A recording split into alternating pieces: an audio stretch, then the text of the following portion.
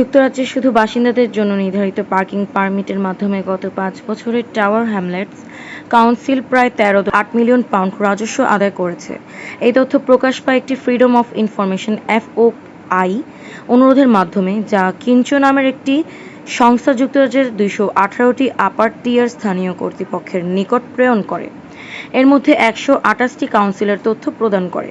উল্লেখযোগ্যভাবে, tower Hamlets council parking permit থেকে সর্বোচ্চ আয়কারী 10টি কাউন্সিলের মধ্যে দশম স্থানে রয়েছে।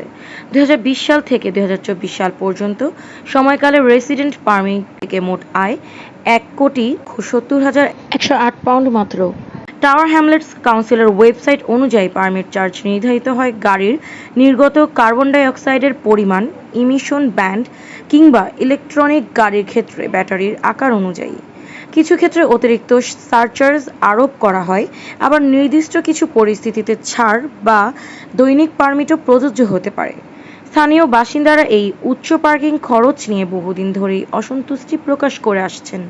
কেউ কেউ বলছেন, এটি দরিদ্র এবং মধ্যবিত্ত পরিবারের উপর অবিরুদ্ধ চাপ সৃষ্টি করছে। এই প্রতিবেদনের প্রেক্ষিতে টাওয়ার হ্যামলেটস কাউন্সিলের কাছে মন্তব্য চাওয়া হলেও এখন পর্যন্ত তাদের পক্ষ থেকে কোনো প্রতিক্রিয়া পাওয়া যায়নি। যেখানে অনেক স্থানীয় কর্তৃপক্ষ তাদের রাজস্ব বৃদ্ধির পথ ভিন্নভাবে খুঁজছে, সেখানে বাসিন্দাদের উপর এভাবে অতিরিক্ত খরচ চাপিয়ে দেওয়া টাওয়ার হ্যামলেটসের জন্য নৈতিকভাবে কতটা সঠিক সেই প্রশ্ন তুলছেন অনেকে।